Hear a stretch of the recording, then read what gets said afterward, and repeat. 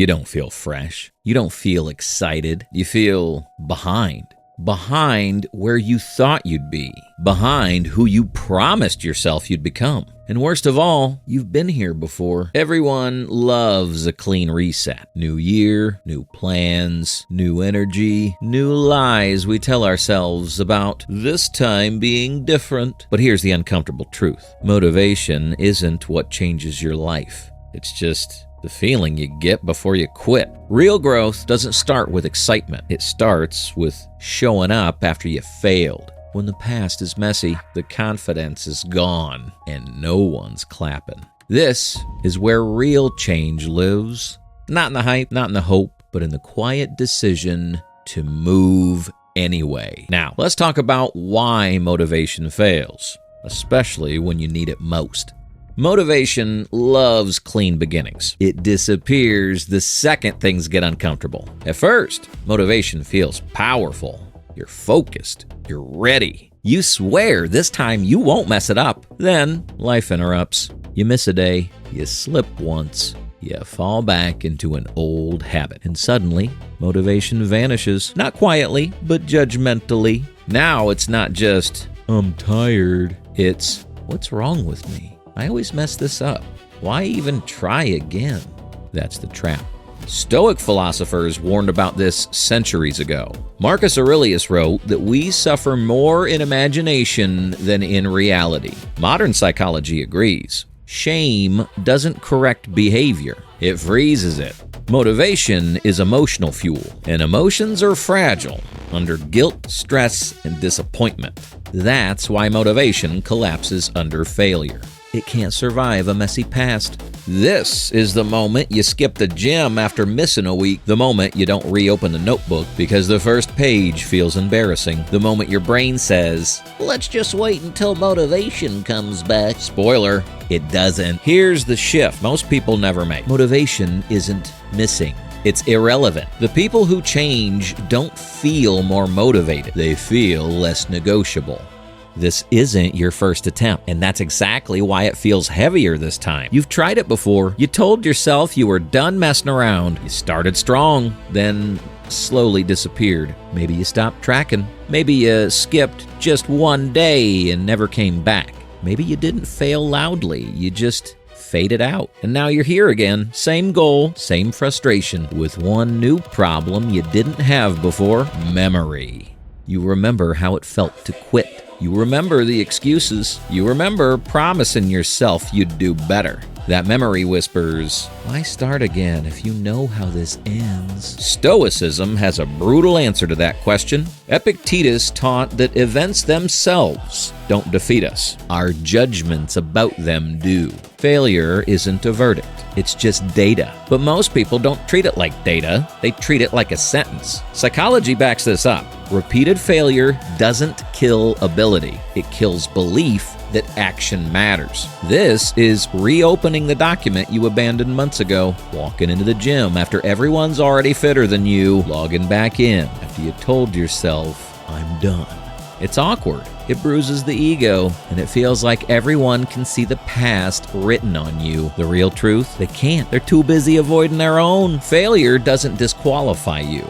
Quitting permanently does. Starting again isn't weakness. It's proof that you didn't let yesterday decide today. Today, don't fix everything. Don't rewrite the plan. Just resume. Because progress doesn't ask where you've been, only whether you're moving now. The first version of you needed to feel like doing it. The next version doesn't ask. Most people don't fail because they lack effort. They fail because their effort depends on emotion. When you feel inspired, you go all in. When you feel tired, stressed, or bored, you disappear. So, progress becomes seasonal. Highs followed by long gaps. Intensity without consistency. It looks like passion, but it's actually instability. Seneca warned that a man ruled by emotion is never free, because anything that controls your behavior controls you.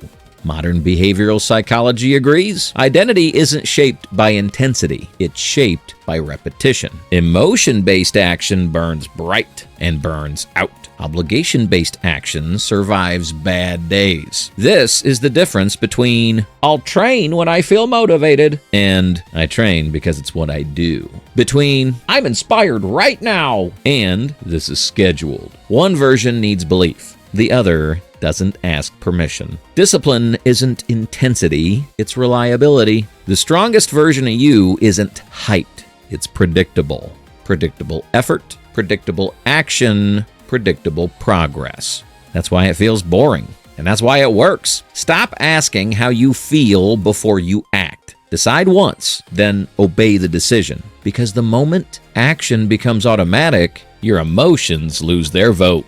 You've been trying to control the wrong thing. Most people think discipline means controlling emotions, so they just sit there arguing with their own head. "I'll start when I feel better. I need the right headspace." Meanwhile, nothing moves. Epictetus said, some things are under your control and some aren't. Your feelings, not fully controllable. Your next action, completely yours. Modern psychology confirms this. You don't wait for emotions to change behavior. You change behavior to regulate emotions. Calm is a byproduct, not a prerequisite. This is sending the email while your heart's racing, walking into the gym while you still feel embarrassed, opening the book while your brain screams, "This won't matter!" You don't wait for confidence, you borrow it from motion. You don't control how you feel, but you always control what you do next. And the moment you act, your emotions stop leading,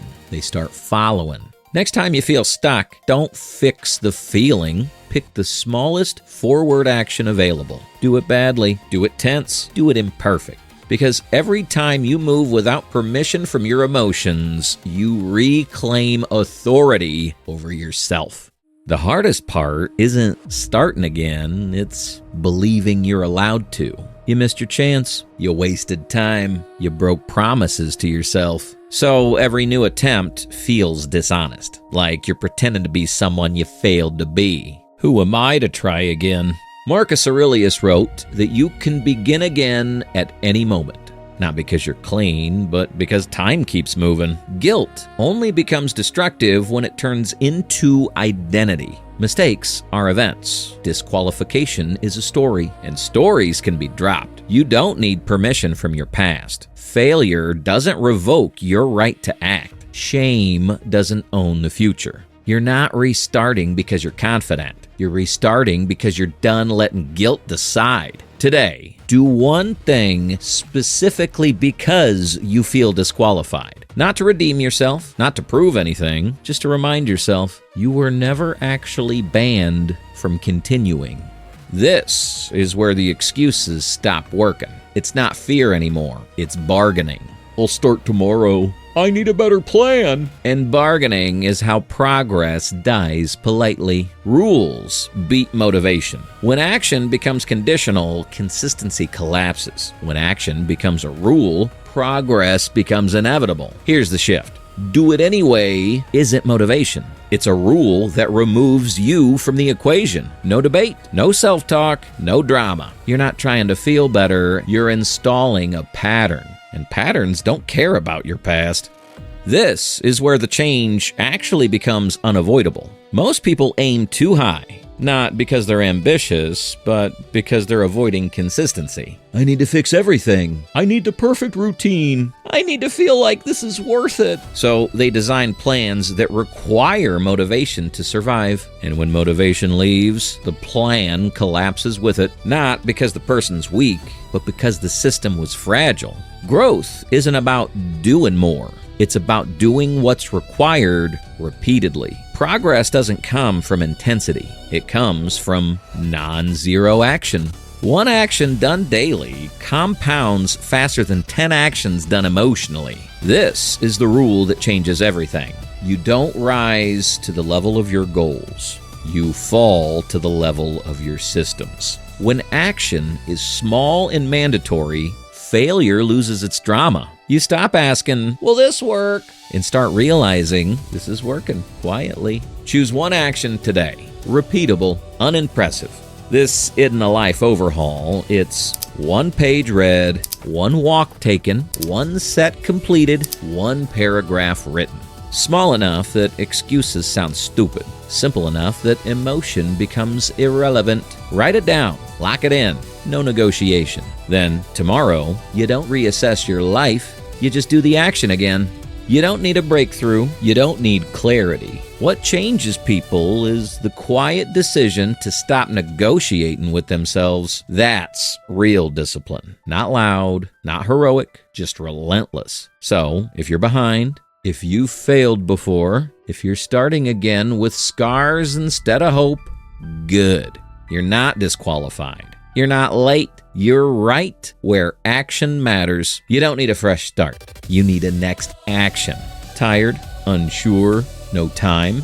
Bad weather? Don't feel like it? Do it anyway.